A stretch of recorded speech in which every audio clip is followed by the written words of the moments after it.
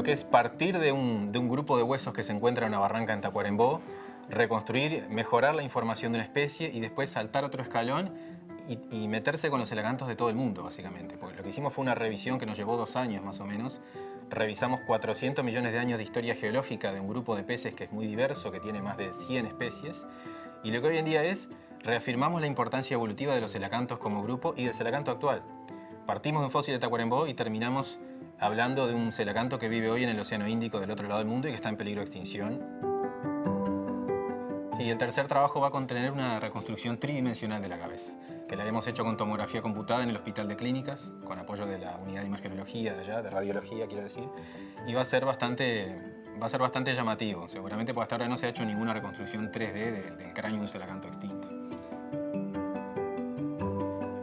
Para mí es inédito, es la primera vez que a mí en lo personal me pasa algo así. Es motivo de orgullo, de satisfacción y de saber que lo que hacemos aquí tiene el mismo valor que lo que puede hacer cualquier colega en cualquier lugar del mundo. Iban muy pocos programas de sobre ciencia aquí en TV Ciudad en el año 2021 y Pablo Toriño nos anticipaba.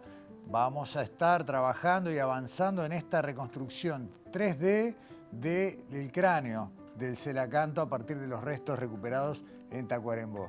Y hoy, con todos los tiempos que la ciencia requiere, porque acá si algo que hay que tener es paciencia y tenacidad, vamos a estar presentándoles el fruto de ese trabajo que se anunciaba en aquella entrevista de Alexandra Perrone. Insisto, primeras semanas de abril de 2021 aquí en Sobre Ciencia. Hoy al cierre de este programa podremos cerrar un ciclo.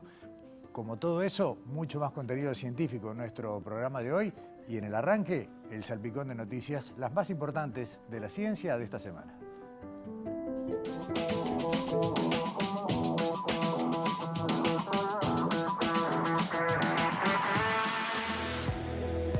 Un trabajo de un grupo de investigadores de Argentina develó cómo comenzaron a volar los murciélagos. La investigación abre la puerta al desarrollo de drones más sofisticados y fue publicada en la prestigiosa revista internacional Communications Biology. El científico del CONICET, Norberto Giannini, explicó que el origen de las increíbles características aerodinámicas de los organismos vivos de la naturaleza todavía es un misterio que, si se develara, podría significar un gran avance para la creación de máquinas. El trabajo científico explica que los murciélagos son un modelo de estudio perfecto. Investigando al murciélago fósil más antiguo, de 52 millones de años de antigüedad, se generó un modelo computacional que simuló el vuelo de los murciélagos primitivos y también consiguió emular la atmósfera de la época, que era mucho más densa que la actual. El resultado valida a la teoría darwiniana de que el origen del vuelo evolucionó desde un modelo planeador hacia uno volador, asegura el científico. El grupo argentino, liderado por Giannini, intentará ahora poner a prueba los resultados con una versión robótica para comprobar en la realidad física lo que observaron teóricamente. Se buscan voluntarias y voluntarios para investigar qué hay detrás de los cortometrajes y lo que nos hacen sentir. La investigación, que está a cargo del Centro de Investigación Básica en Psicología, invita a explorar cómo las emociones se transmiten a través de historias cortas. Para ello, los y las participantes tendrán la oportunidad de ver 9 cortometrajes especialmente seleccionados por su contenido emocional. Después de ver cada cinta, deberán completar un cuestionario. Para participar, se ha de tener de 18 años de edad en adelante y realizar el cuestionario en una computadora y con auriculares. Su duración es de 70 minutos. El enlace de acceso para la investigación está en pantalla. El Museo Ciencia Viva abrió nuevamente sus puertas. Ciencia Viva es un museo de ciencia y tecnología dirigido a todo público, pero especialmente pensado para niños de entre 8 y 15 años. A través de experiencias interactivas, el museo se propone fomentar la reflexión en torno a la ciencia y la tecnología asociadas a los usos que le damos en nuestra vida cotidiana. La muestra incluye experiencias que permiten abordar temas como comunicación, energía, biotecnología y nanotecnología, así como una zona específica Tecnología, en la que se presentan diversas aplicaciones que resultan de la convergencia de varias de estas tecnologías que se van descubriendo dentro del museo. La sala cuenta con una muestra permanente y está ubicado en el subsuelo del planetario municipal. La apertura al público se da sábados y domingos de 14:30 a 18:30 horas con entrada gratuita. Las visitas para grupos de estudiantes se hacen a través de agenda previa a través del correo electrónico cienciaviva@adinet.com.uy. China lanzó el pasado viernes una misión para recoger muestras de la cara oculta de la Luna, un hito nunca alcanzado que se enmarca en la ambiciosa idea del país de llevar una misión tripulada al satélite terrestre en 2030. El cohete, con la sonda lunar Chang'e 6, despegó del centro de lanzamiento espacial Wencheng en la provincia de Hainan, en el sur de China. El objetivo de la sonda Chang'e 6 es recoger unos 2 kilos de material de la cara oculta de la Luna y analizarlos en la Tierra. Es una misión de 53 días técnicamente compleja en la que debe producirse el intento sin precedentes de hacer despegar una nave desde esa parte de la Luna nunca visible desde la Tierra. La nave debe aterrizar en la cuenca Aitken, uno de los mayores cráteres de impacto conocidos en el Sistema Solar, para despegar luego de la Luna y tomar el camino de vuelta a la Tierra.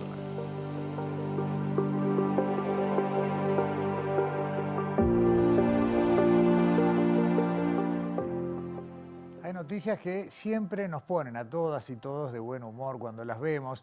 Muchas de ellas tienen que ver con esto, con grupos de estudiantes de nuestro país que participan gracias a su destaque, su mérito y también su capacidad de trabajo y van a eventos internacionales de robótica, inteligencia artificial, etc. Alexandra, ¿cómo andas? Bienvenida. Hola, Gustavo. Bueno, justamente recordamos que el 25 de abril fue el Día Internacional de las Niñas en las TICs. Cierto. Justamente fue creado en el año 2010 por la Unión Internacional de Telecomunicaciones con el objetivo de cerrar la brecha digital de género y justamente que se creen oportunidades para que justamente se acerquen las niñas y las adolescentes a actividades y a vocaciones, de alguna manera, tecnológicas. Y como vos decías, nosotros quisimos juntarnos en Sobre Ciencia con esta fecha tan particular y hacer una entrevista a las Techno Girls, que son sí, las chicas tecnológicas del Liceo número 2 de Rivera.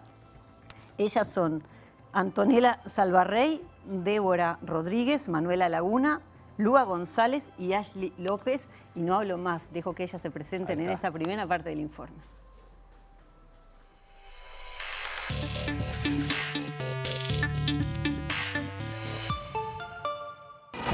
Nosotras somos las Techno Girls, un equipo de robótica de Rivera.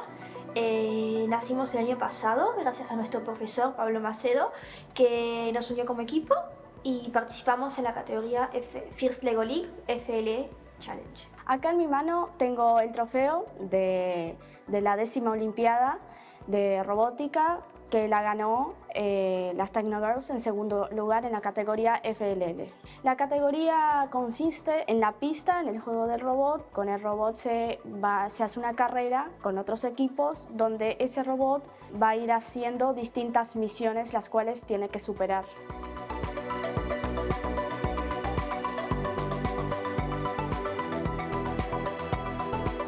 Lo que hizo que el grupo fuera diferente a los otros equipos, siento yo que es, además de la amistad, también la buena química que tenemos todas al trabajar, porque sabemos organizarnos bien, nos llevamos bien, nos reímos, hablamos, nos ponemos de acuerdo al hacer tal cosa y porque tenemos mucha creatividad.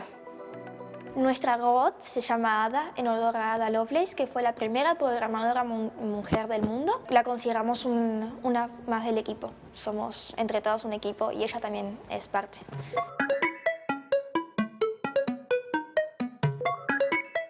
El profe se llama Pablo Macedo y siempre estuvo con nosotros desde el principio. Fue él el que nos incentivó a formar parte del equipo, de formar FLL todas. Y siempre fue un profe que jamás nos dijo qué hacer exactamente. Siempre nos tiraba ideas, pero no nos obligaba a hacer algo que no quisiéramos, ¿no? Siempre dejaba que nuestra imaginación huele y nosotros siempre nos llevamos bien con él. Mi experiencia el año pasado en las Olimpiadas de Robótica me aportó conocimiento, Me aportó muchos valores en lo que es la amistad, en lo que es el trabajo en equipo, en lo que es aprender de otros y no quedarse en una misma burbuja. Y básicamente me aportó amistades, que son las que tengo hoy en día, son las gurisas, conocer otros equipos y pensar fuera de la caja. Somos un equipo solamente de chicas, que éramos el único del año pasado que competía en esa categoría, solamente de chicas, así que consideramos muy importante remarcar que también las chicas podemos hacer todo eso y que es un mundo para todos, no solamente para un género en específico. Surgió espontáneamente y es algo muy lindo que pase porque es una experiencia inolvidable, aprendes mucho. Y te das cuenta que debería ser más normal que haya más equipos de chicas. Entonces, por eso que nosotras queremos impulsar eso, de ciertas formas inspirar a otras chicas, porque a veces son muy subestimadas, a veces las derivan a otros trabajos que capaz no les gustan o por estereotipo dicen que son de la mujer. Entonces lo que queremos es inspirar a más niñas. Es un espacio muy lindo que creo que debería ser más común.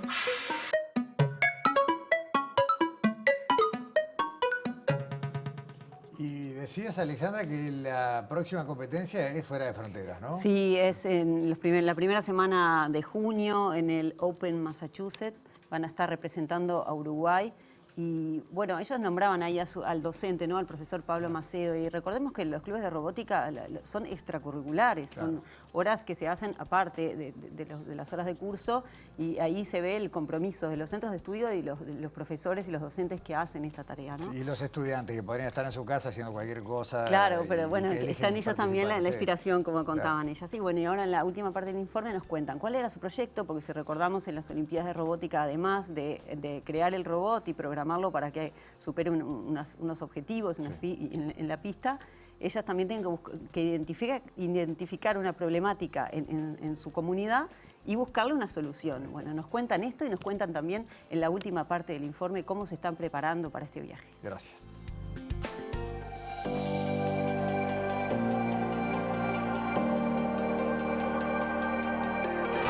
Nuestro proyecto se trata sobre un tour virtual por Rivera para que podamos llevarle a más gente, no solo de Rivera, sino de todo el país si es posible, para que puedan conocer nuestra cultura y el arte que hay en Rivera. Además de hacer entrevistas y hacer encuestas hacia la población en general, a ver si consideraban que había arte en Rivera, cuáles eran los artistas principales de Rivera y todo eso. Eso y muchas más cosas se trató en nuestro proyecto científico.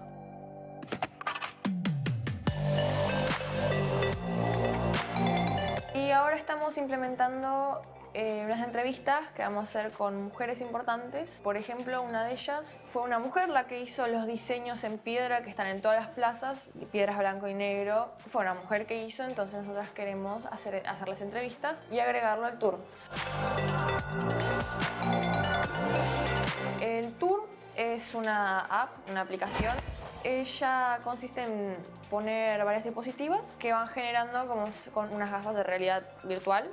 Vos te las pones y de ahí la idea es que vos puedas ver todo tu alrededor, las plazas o los lugares que pusimos en el tour. Actualmente hay como 10 lugares más o menos, queremos agregarles algunos más. Yo me encargo de la parte del diseño digital 3D, de lo que sería Ada, nuestro robot, nuestra hija como la llamamos. Y bueno, básicamente es eso. Tiene altos y bajos, pero cada pieza que colocas es un nuevo aprendizaje.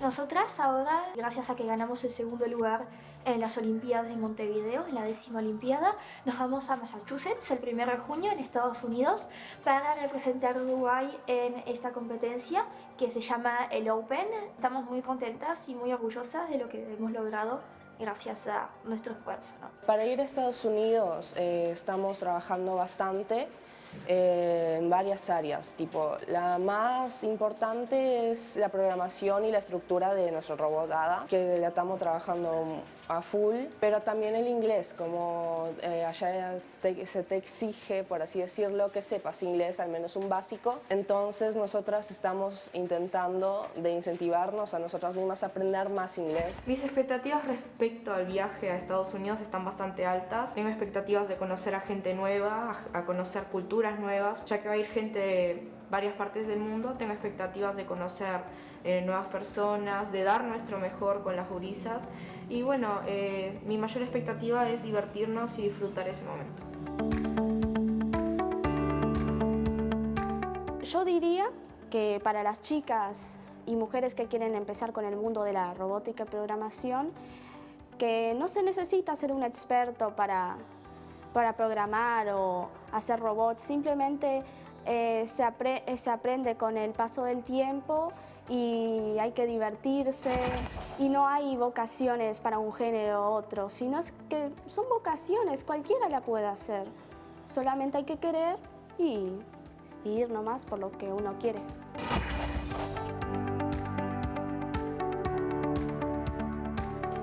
Hasta acá las Techno Girls, a las que les deseamos, por supuesto, toda la suerte y el éxito en su participación allá en Massachusetts. Pero ahora, como una vez al mes proponemos en Sobre Ciencia, recibimos al monólogo de Bardo Científico, hoy con la presencia de Soledad Machado.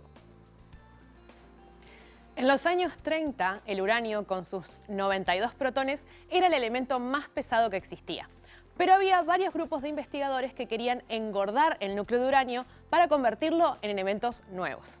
Esto se hacía con un proceso que se llama fusión nuclear. Y funciona más o menos así. Imaginen una pirámide de naranjas del supermercado. Imaginen que tiran una naranja a la mitad de la pirámide. Todos sabemos que se mueren de ganas, pero yo no me hago responsable por sus experimentos en el súper. Si agarran una naranja y la tiran delicadamente, se suma a la pila. Ahora tenemos una pila de naranjas que pesa una naranja más. Con los átomos se hace lo mismo. Se tiran partículas al núcleo para que se fusionen y así se crean elementos más pesados, o sea, elementos nuevos. Primero crearon un átomo con 93 protones. Como el uranio se llama así por Urano, le pusieron Neptunio por Neptuno. Después vino el plutonio por el perro de Mickey, claramente. Y así siguieron creando elementos. Pero no todo era soplar y hacer elementos. Algunos investigadores, al final del experimento, en vez de encontrarse cosas más pesadas, se encontraban con cosas más livianas. Y no sabían por qué, así que pensaron que le estaban errando en algo. Y acá es donde entra la heroína de nuestra historia, la científica alemana Lise Meitner. Lise tuvo que pelear mucho para que la dejaran investigar solo por ser mujer y por ser judía tuvo que escaparse de Alemania en la Segunda Guerra Mundial. Pero Lise no iba a dejar que una tontería como estar exiliada para que no la maten los nazis le impidiera seguir con su investigación, así que se reunía en secreto con su compañero Otto Hahn y finalmente descubrió lo que estaba pasando. Volvamos a la pirámide de naranjas. Imaginen que tiramos una naranja a la que te criaste, entonces la pirámide se rompe y de ahí salen volando gajos, semillas, pedazos de cáscara y una naranja al grito de «¡Esto no es mi pulpa!».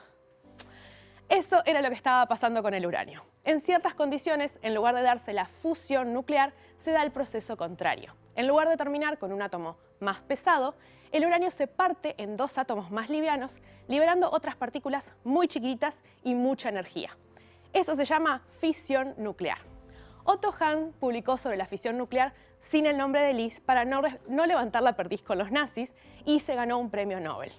Lise nunca consiguió un Nobel, pero recibió otros premios y quedó inmortalizada para siempre en la tabla periódica. Es la única mujer real en tener un elemento para ella sola. El elemento 109, meitnerio, se llama así en honor a la física que nunca perdió su humanidad. Muchas gracias, Soledad. En nombre de Bardo. Y bueno, nos vemos el mes que viene con el monólogo que toque. Exactamente. Muy bien. Pausa en Sobre Ciencia, ya volvemos.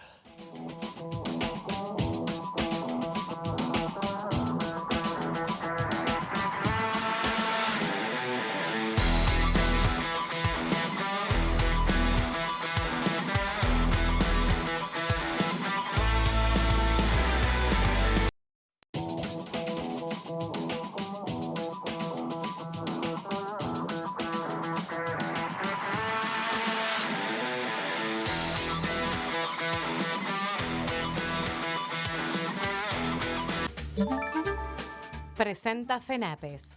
Hagamos un trato por la educación pública.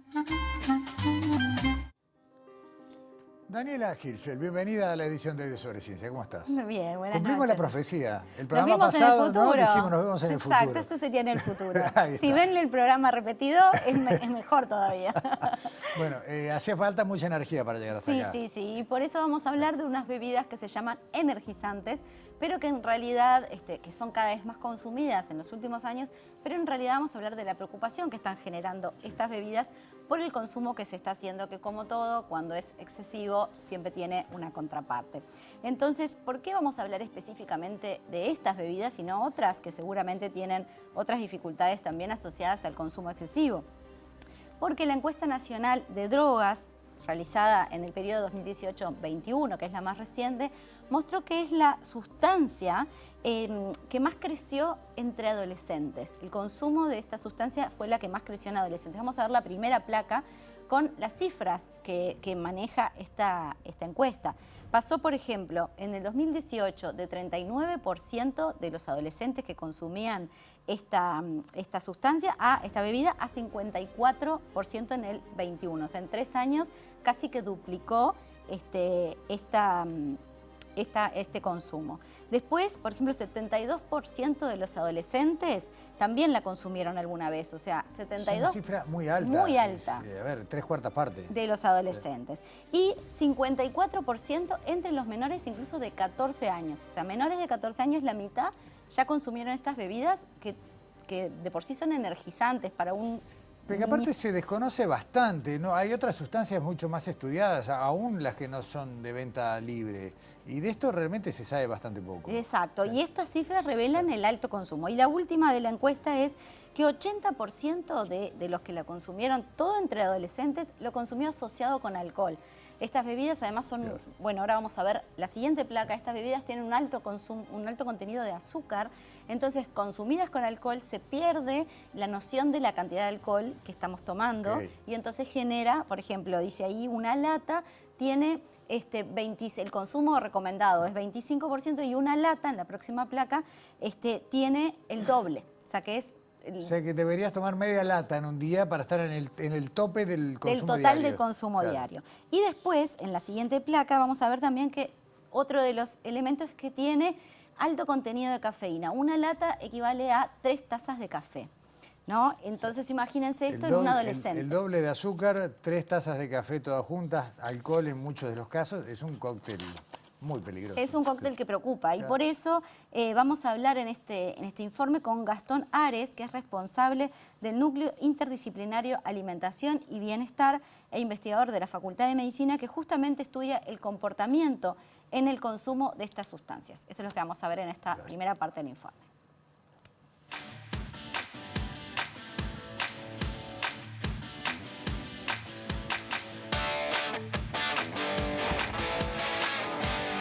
Las bebidas energizantes en realidad han salido y sobre todo las estrategias de marketing de las empresas las han posicionado como bebidas muy similares a los refrescos o bebidas muy similares incluso a estas bebidas también deportivas, ¿no? O sea, son como parte de la misma familia y eso ha contribuido también a esta apariencia inofensiva que tienen estas bebidas.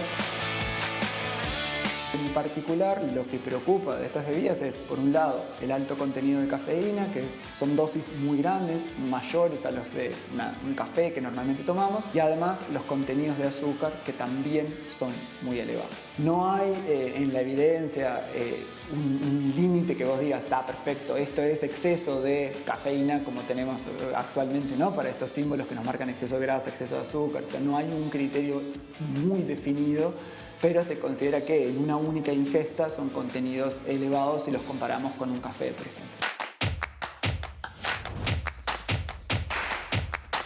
Estas bebidas energizantes vienen generando preocupación no solo en Uruguay, sino a nivel mundial, principalmente por la rapidez con las que vienen aumentando su consumo, ¿sí? Son bebidas que se están consumiendo a edades muy tempranas. En Uruguay los datos de la Encuesta Nacional de Drogas nos muestran que son las bebidas o el tipo de sustancia, digamos, estimulante que se consume antes, se consume de forma muy temprana, son el tipo de sustancia que más aumentó entre las 2 últimas encuestas.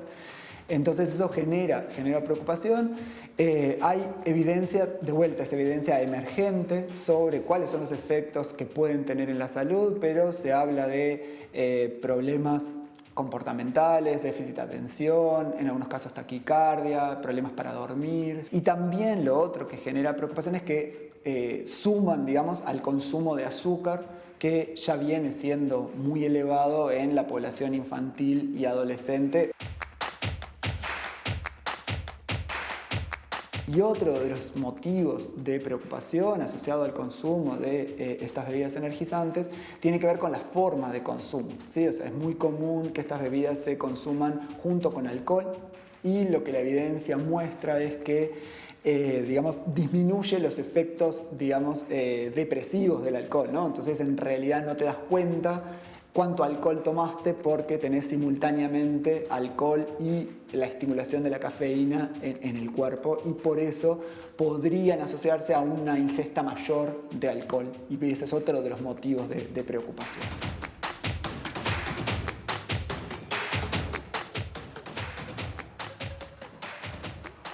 Está difícil, Daniela, de encontrar el lado positivo de todo esto, ¿no? Claro, como decía Gastón Ares, investigador de Facultad de Química, esta combinación de alcohol, cafeína, azúcar es preocupante, sobre todo porque afecta y porque es muy consumida en la población más joven.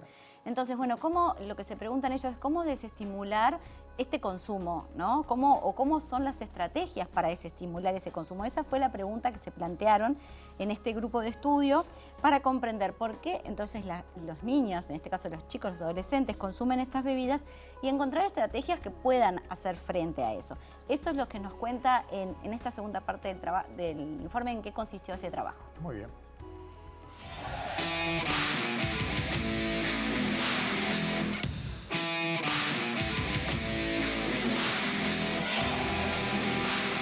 Una de las estrategias que se está implementando a nivel internacional y en particular en la región de América Latina tiene que ver con incorporar advertencias de cafeína en bebidas que contengan esta sustancia. Eso se aplica a los refrescos, por ejemplo, pero también a las bebidas energizantes. Estoy considerando que desde el Núcleo Interdisciplinario Alimentación y Bienestar venimos trabajando hace muchísimos años en entender cómo la población uruguaya responde a las advertencias, estas advertencias nutricionales que tenemos actualmente de exceso de grasa saturada, azúcar y sodio. A uno de los estudiantes se le ocurrió la idea de, bueno, probar efectivamente cómo podrían funcionar advertencias octogonales, o sea, octógonos, que en lugar de decir exceso de cafeína, dijeran contiene cafeína. Para eso lo que hicimos fue, bueno, pensar un experimento que consiste en lo que se llama una tarea de elección. Básicamente a las personas se les presentan pares de estímulos, en este caso lata, que difieren en una serie de características. En este experimento lo que hicimos fue variar la marca, usando una marca que se asociara con energía, ¿no? Esto boom, que tiene además un rayo, y otra marca que no tiene ese tipo de asociaciones, 3D, marcas ficticias para evitar las experiencias previas. Luego consideramos la advertencia de cafeína, contiene cafeína, y la advertencia de azúcar. Lo que nosotros vimos en el experimento es algunas cosas esperábamos y otras no tanto. La advertencia de azúcar desestimuló la elección, la marca asociada con energía motivó la elección y la advertencia de cafeína, en lugar de desestimular la elección, la estimuló. O sea que en realidad tuvo de cierta forma el efecto contrario. Una de las cosas que se ve es que solamente mencionar contiene cafeína en realidad no sería eficiente, principalmente porque no es una sustancia que tenga riesgo percibido. Y no asociamos que consumir estas bebidas puede tener un efecto negativo en la salud, ¿no? Que si pensamos en implementar advertencias, tienen que ser advertencias que nos generen, digamos, asociaciones con cuáles pueden ser en particular los efectos negativos de la cafeína, ¿no? Es como que estamos algunos pasos atrás comparado con el azúcar, con la sal, ¿no? Donde tenemos muy interiorizados cuáles son sus efectos negativos. Acá necesitamos ese trabajo de generar conciencia sobre potenciales efectos negativos del consumo de esta sustancia antes de que estas advertencias efectivamente funcionen. Si pensamos en estrategias alternativas que podrían desmotivar el consumo de bebidas energizantes, podemos también hacer como un paralelismo con alimentos o con otras sustancias, al estilo, ¿no?, el tabaco, donde la regulación de todo lo que son las estrategias de publicidad y las estrategias de marketing de las empresas aparece como central. Cuando esa publicidad, digamos, llega a niños, niñas y adolescentes. Muchos países están avanzando en tratar de minimizar la exposición de esta población a las estrategias de marketing de este tipo de productos. Uruguay, digamos, esa sería una vía por la que podríamos avanzar.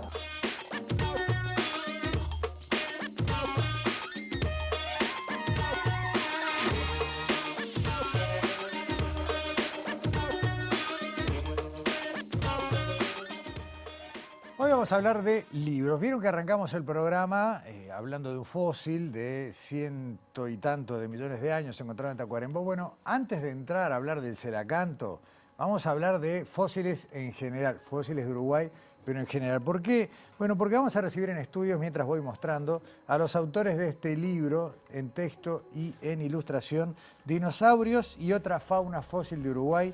Y no voy a seguir hablando yo porque no vale la pena, prefiero que hablen ellos. Leo Lagos, Edu Ganga, bienvenidos a Sobre Ciencia. Gracias por estar acá. Por un lado te dirán, o les dirán, otro libro de dinosaurio. Y por otro lado, nunca había visto un libro donde todos los fósiles de Uruguay estuvieran representados. A ver, ¿cuál es la historia? Bueno, un poco la historia, a mí me encantaron siempre los dinosaurios, la naturaleza y todo eso, pero yo voy para atrás, al pasado, y me encuentro a mí mismo, niño, leyendo libros que hablaban de fósiles de Europa, ¿no? Pero eran libros españoles. Y yo de chiquito me había hecho la idea, infantil obviamente, no crecí demasiado, pero que los fósiles eran algo que estaba en Europa, que en Uruguay, qué lástima que había nacido en Uruguay, que en Uruguay no había fósiles. Claro. Porque yo había pasado por toda la escuela y nunca la maestra me había hablado de ningún fósil.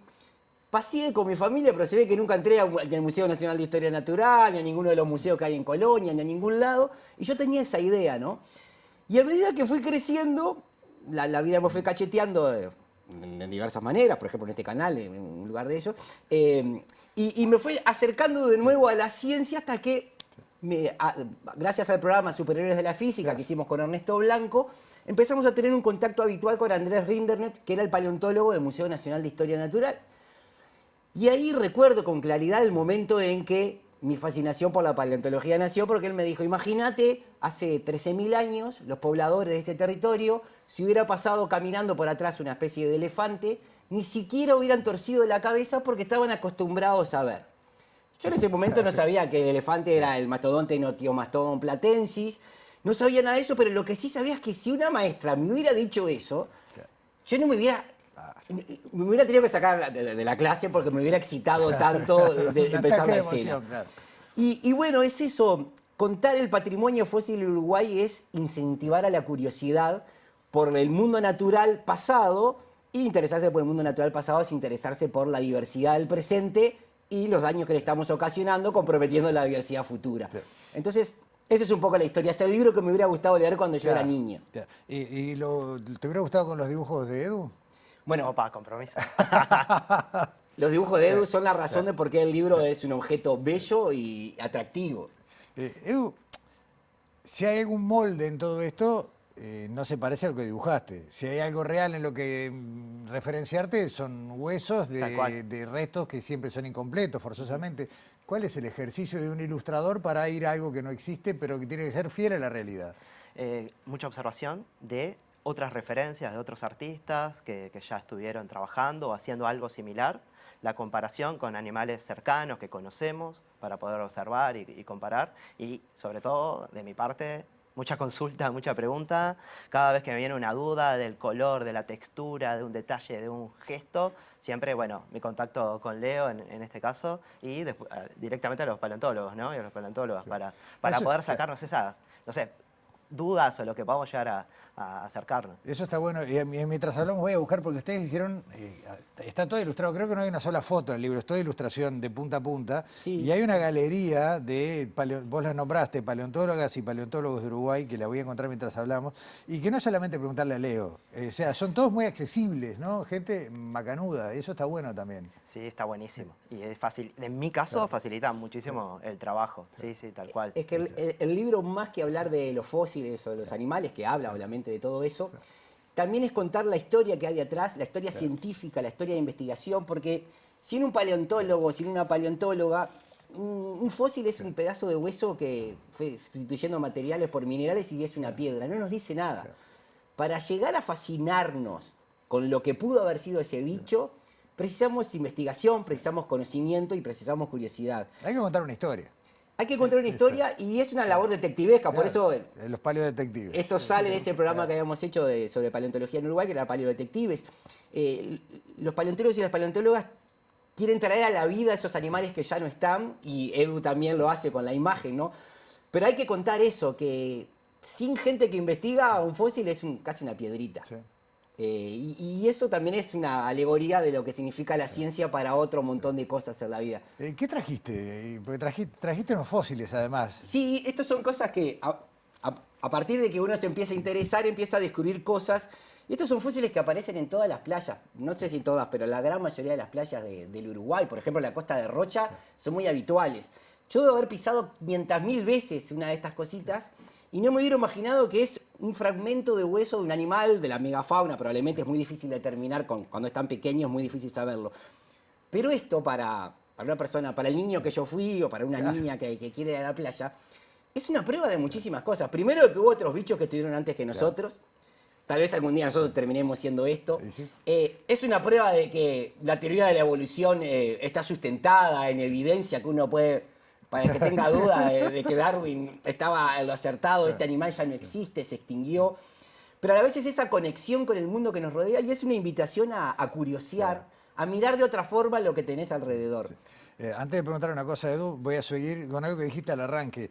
Está lleno de museos el interior de Uruguay. Muchos son chiquitos y uno tiende a pasar de largo. Y en cada uno de ellos hay por lo menos una o dos piezas que están buenísimas. Digo, hace poco estuve en el Museo de Geociencia de Tacuarembó. Y es alucinante, es alucinante. O sea, merecería mucho más espacio, pero es alucinante. Ahora, lo que te quería preguntar, vos, Edu, además de un montón de cosas que has hecho por fuera de este tipo de ilustraciones, sos ilustradores gigantes. Es decir, que también tenés como una inclinación para ilustrar para públicos amplios, no solo, ni solo para niños, ni solo para adultos. ¿Hay que tener una mirada especial? Bueno, sí, hay que tener múltiples miradas, múltiples acercamientos a cosas. Sí. Esto para mí también no es mi costado, mi descubrimiento, mi acercamiento en esto que contaba la historia de Leo, surgió gracias a Gigantes. Bueno, previo a un curso que hice con el Instituto Nacional de Artes Visuales y el Museo de Historia Natural, que juntó personas que venían del arte con personas que venían de la ciencia, y ese fue como mi primer acercamiento, pero no era algo que hacía antes, hago de todo, diferentes tipos de temáticas. Y bueno, a mí en realidad me divierte mucho esto de tener diferentes miradas, diferentes abordajes, porque está como parte de lo que me motiva también, ir cambiando. El otro día vi el libro en la bioferia de Villa Dolores, estaba en un stand, pero está en todas las librerías, se consigue en cualquier lado, ¿no? Como en cualquier libro. Sí, está en todas las librerías. Y hay una cosa, Gustavo, que me gustaría remarcar. Porque por lo general los paleontólogos, como vos decís, y las paleontólogas son personas muy accesibles, que les gusta hablar de su trabajo, pero también a veces queda feo que uno mismo se saque cartel de lo que uno mismo hace, ¿no? Yo sería la última persona a decir que este es el mejor libro de dinosaurios que ha existido jamás, quedaría como un pedante horrible. Pero lo que yo quería destacar, y ya que vas a tener a Pablo Toriño hoy más adelante en el programa, es que este libro es posible, yo creo, estoy convencido, porque estamos viviendo un momento que para mí es el auge de la paleontología nacional. Ellos no lo van a decir nunca, porque siempre en la ciencia uno adora y reverencia a los maestros que estuvieron antes. Pero la explosión de la ciencia que hubo en nuestro país después de cuando terminó la dictadura, PEDESIVA, Facultad de Ciencias, toda la ANI, todo un montón de cosas, eso hace que hoy tengamos un conocimiento de muchas cosas de la fauna fósil que creció para mí exponencialmente. sin ir más lejos, las 4 géneros y especies de dinosaurios que conocemos, que vivieron en Uruguay, el Torvosaurus, Ceratosaurus, el Artitán y el Abelisáurido, se nombraron de 2020 hasta ahora, en los últimos 4 años. Las primeras 4 especies y géneros de dinosaurios, y a eso hay que sumarle pterodáctilos, mamíferos. O sea, estamos viendo en vivo y en directo, yo creo, el momento de oro de la paleontología uruguaya. Es difícil que un paleontólogo te lo diga porque va a quedar como un pedante. No. ¿Sabes cuándo se lo vamos a hacer decir? Cuando se inaugure el Museo del Sitio de las Huellas en Tacuarembó, donde están las huellas de dinosaurio, con creo una cosa única para Uruguay, un museo de sitio, donde la gente va a poder ver a los científicos trabajando y conocer, y que va a haber turismo, gente que va a poder generar dinero, riqueza, actividad en un departamento. Digo, creo que ese puede ser un buen broche de oro para eso que dijiste, que suscribo de lado a lado. ¿Va a haber tomo 2 de esto? Sí, estamos generando material, por lo pronto. A ver, ayúdame, él lo que está haciendo es entusiasmar a los paleontólogos para que sigan laburando y generen material para el tomo 2.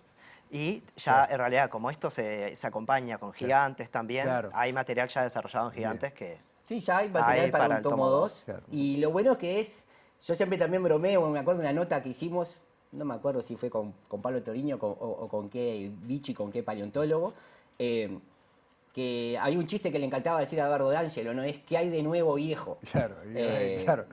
Perfecto. Perdón, pero el chiste es que entraba una persona a una casa de antigüedades, ¿no?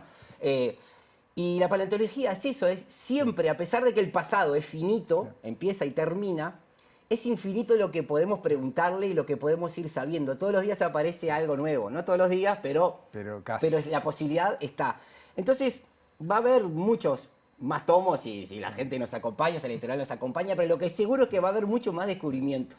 Sobre todo por esto que te decía, de que hay una explosión de la paleontología y yo creo que tenemos un grupo de paleontólogos que no precisan que yo los ande entusiasmando. Ellos se entusiasman solos y son muy prolíficos. Y muy pacientes. Leo Lagos, Eduardo Ganga, muchas gracias por venir a Sobre Ciencia, a presentar el libro y nada, nos seguimos viendo. Gracias. Hasta la próxima. Nueva pausa en Sobre Ciencia, ya volvemos, como quedó dicho, Pablo Toriño, y vamos a hablar del celacanto y el modelo 3D.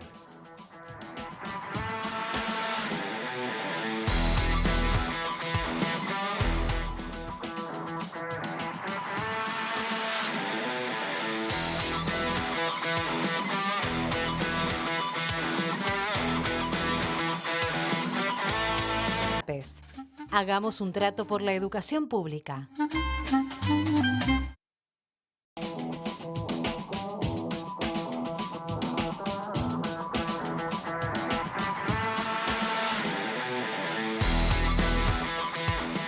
Ya lo vieron en el arranque de nuestro programa de hoy, nuestro invitado en este tramo ya supo ser parte de una de las primeras ediciones de Sobre Ciencia en televisión y de otras tantas cuando Sobre Ciencia era un programa de radio. Pero en aquel momento Pablo Toriño, del Instituto de Ciencias Geológicas, del Departamento de Paleontología de Facultad de Ciencias, nos anticipaba a partir de este trabajo en lo que es el fósil del celacanto, o uno de los fósiles del celacanto que apareció en Tacuarembó, venía una misión muy ambiciosa, la primera reconstrucción 3D digital de un cráneo de celacanto. Y acá lo viniste a presentar. Pablo, bienvenido a Sobre Ciencia nuevamente. Muchísimas gracias a ustedes por el interés por estos temas. Y acá estamos, creo que 3 años después, podría decir, más o menos. Sí, es que fue a principios del 2021 esa conversación y está bueno haber rescatado eso, ¿no? De decir, bueno, ¿cómo continúa la ciencia? Que es muy... Más en lo de ustedes y en lo tuyo, ¿no? Que es muy artesanal, muy de a poquito, con enorme paciencia. Claro, es como que una investigación la gente podría pensar que es algo que empieza y termina y ya está. Y en realidad las grandes investigaciones, digo, en este caso esto a su vez forma parte de otros proyectos, van dejando como mojones en el camino. En este caso artículos o contribuciones en libros, en fin, y se van como complementando una a otra. Y esta es una nueva etapa que estamos dando ahora. Pablo, primero algunas definiciones básicas. Sí. Estamos hablando de fósiles que fueron encontrados más o menos en qué época en el departamento de Tacuarembó. Este fósil que vendría a ser como la cabeza de un pez, de más o menos unos medio metro de largo, la cabeza solamente, es un fósil formado por más de 50 huesos colectados en una barranca cerca de la ciudad de Tacuarembó, cerca de la capital. Y fue colectado a lo largo de varias campañas, y recuerdo bien, entre los años 2013 y 2017. Cada vez que íbamos a ese lugar, unas 2 o 3 veces al año, por lo menos en mi caso en particular, siempre estaba hincado en el mismo lugar. En la foto siempre aparezco en el mismo lugar de la barranca, colectando los huesitos que iban apareciendo y esperando después hasta que en la siguiente campaña la erosión hiciera lo suyo y mostrara más huesos, y así sucesivamente. Es un hallazgo que forma parte de una gran fauna, que incluyó dinosaurios también, de unos 150 millones de años de antigüedad, el final del periodo Jurásico.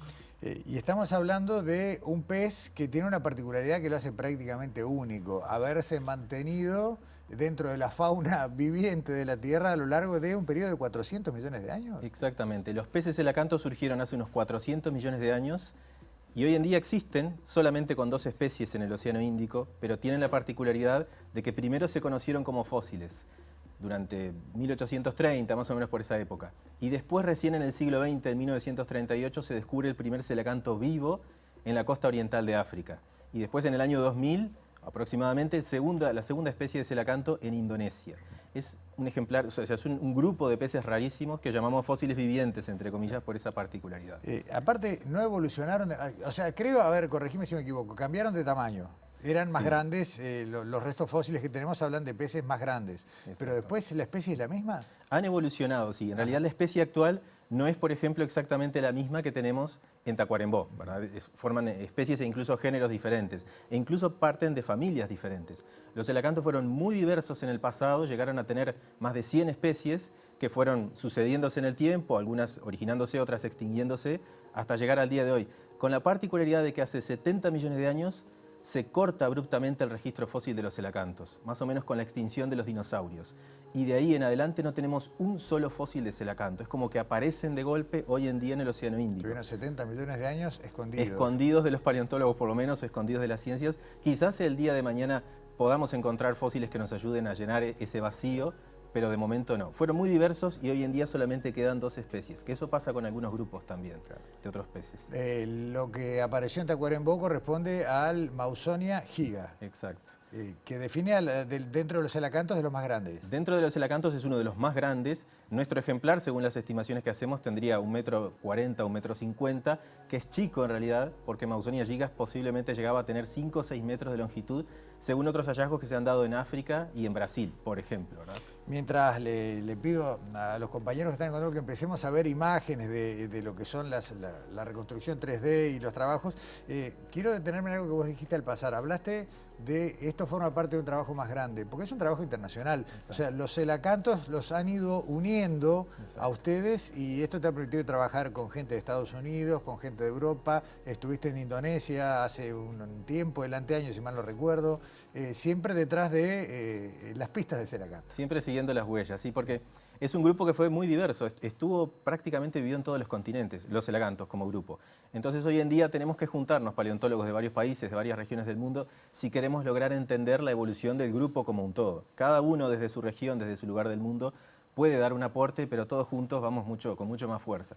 Sí, en mi caso seguro que me voy a olvidar de alguien, pero hoy en día, a raíz de estas primeras investigaciones que empezamos allá por 2021, como presentábamos en Sobre Ciencias, a raíz de eso surgieron contactos con colegas en Europa a nivel de Italia, España, Inglaterra, Suiza, bueno, colegas en la región de Brasil, Argentina, Indonesia, como decías tú, en 2022, que fue una experiencia muy buena ir allá a conocer el celacanto de Indonesia, ¿no? Claro, el celacanto vivo. El celacanto actual. Claro. No vimos ejemplares vivos porque es muy difícil, viven a más de 100 metros de profundidad, pero sí ejemplares conservados en líquido en la Universidad Samratulangi, que es donde yo estuve. Una experiencia brutal, obviamente. Sin embargo, dentro de todas estas experiencias globales, el Mausonia de Tacuarembó tiene algunas particularidades. Por un lado, es uno de los cráneos más completos, o el más completo que se conoce, que armaste con una paciencia descomunal, y creo que es el primero que tiene una reconstrucción 3D de este tipo, como lo estamos viendo en este momento. Precisamente, una particularidad de los pescados que nos diferencia, de los pescados vulgarmente hablando, de nosotros los mamíferos, por ejemplo, que tenemos un cráneo bien compacto, ¿no? Podemos ver, este es el cráneo.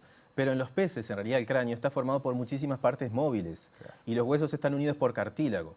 Cuando el animal muere, se descompone y fosiliza, muchas veces eso se desarma completamente y es muy difícil poder entender la anatomía de un cráneo. Por lo menos a mí en lo particular y a otros colegas me llevó más o menos un año poder llegar a entender cómo es la anatomía de estos celacantos, comparando con los vivientes y con otros más.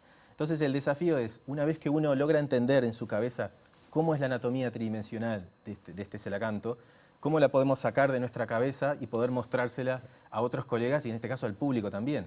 Y para eso recurrimos a tomografía computada. Está bien, pero para hacerle la tomografía tuviste que darle una forma. Exacto. Estamos viendo en este momento la parte donde fuiste al hospital de clínicas al tomógrafo, pero tuviste que unir ¿con qué? Bueno, primero hubo reconstrucciones bidimensionales con fotos para hacer una serie de pruebas, ¿no? Con edición de imágenes, y una vez que teníamos la idea clara de lo que queríamos hacer y ver, ahí el desafío era montar los huesos en la vida real con algún tipo de aglutinante. Terminamos usando gelatina sin sabor, preparada de manera concentrada. Soluciones caseras para problemas complejos, es lo mejor. Los huesos envueltos en nylon film para protegerlos. Ese amasijo de gelatina sin sabor y huesos pesaba más de 10 kilos. Yo me acuerdo el día que lo llevamos al hospital de clínicas. Y así como estaba, entró al tomógrafo. Nos dio la ventaja de que en un solo escaneo ya obtuvimos una primera reconstrucción 3D bastante bien, bastante aproximada, que después sí retocamos un poquito digitalmente y mejoramos con herramientas de imagenología. Y sale, entre otras cosas, que realmente se parece mucho a los celacantos actuales, pero además, ¿qué puertas les abre a ustedes, los investigadores, a partir de esto? Bueno, lo tenemos en 3D, lo tenemos digitalizado, pueden jugar, entre comillas, con esos modelos. ¿Para qué? Bueno, uno a veces está acostumbrado al clásico paper, trabajo de investigación, que aporta algo nuevo y es algo ultra técnico, digamos, ultra específico. Pero en este caso es un tipo de trabajo, como he visto otros en otras áreas, que también tiene su componente didáctico. Es un trabajo educativo, no solo de investigación.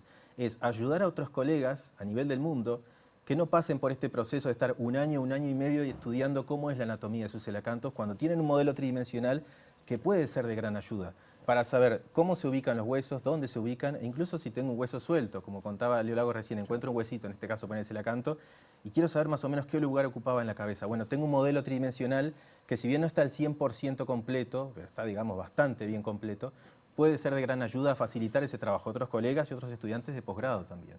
¿El celacanto de Tacuarembó era de agua dulce? El celacanto de Tacuarembó era de agua dulce. Convivía con otros peces, con tiburones también, con tortugas, con cocodrilos. No sabemos si se lo comía algún dinosaurio carnívoro de los que andaban por allí, de los grandes terópodos, pero formaba parte de esa gran fauna en medio de un desierto que, a pesar de ser un desierto, estaba lleno de vida. ¿Y qué pasó? ¿En qué momento se hizo un pez de agua salada? No lo sabemos, está en ese gap que vos hablabas de los 80 millones de años en que se le pierde la pista. Precisamente. Sí. Hay un enigma con respecto a esta familia de celacantos en particular, que en los últimos años al Mausonia lo estamos empezando a encontrar en otros continentes donde no esperábamos. Siempre se consideraba que era del hemisferio sur, África y América del Sur. Pero de 2021 para acá se lo encuentra en América del Norte, y posiblemente en Europa, en otro trabajo que hicimos con colegas ingleses en el año 2022. Y no entendemos cómo es que estuvo tan disperso cuando nosotros consideramos que es un celacanto de agua dulce. Quizás nos estemos equivocando, nos estamos replanteando la posibilidad de que sea un grupo de peces con la capacidad de adaptarse a grandes cambios de salinidad e incluso de migrar grandes distancias atravesando partes de océanos incluso. O sea, algo que no esperábamos hace unos pocos años atrás. Sí, además hay que pensar que la configuración de los continentes era otra, lo que estaba en América estaba en África porque eran un único continente, pero a su vez esta Norteamérica estaba mucho más lejana. Claro, exacto. Estaba lo que nosotros llamamos en el sur Gondwana, la conjunción de los continentes del hemisferio sur, y en el norte la Eurasia. Muchas veces tenemos la costumbre de decir lo que es de Gondwana es de Gondwana, lo que es de la Eurasia es de Eurasia, pero los animales no respetan esos límites que uno se impone mentalmente y migran, van y vienen de norte a sur o viceversa. Estos peces tienen esa particularidad que posiblemente colonizaron muchísimos ambientes, fueron muy exitosos y por alguna razón al final del Cretácico, cuando se extinguen los dinosaurios, esa gran extinción también se los lleva puestos a casi todos, excepto al celacanto actual, la Timeria, que es como se llama, que de alguna manera logró esconderse en el Océano Índico y permanece allí, en la costa oriental de África y de Indonesia, en peligro de extinción, vale decir también. Es una especie amenazada. Dos especies amenazadas. ¿Qué otras cosas tiene para contar el celacanto?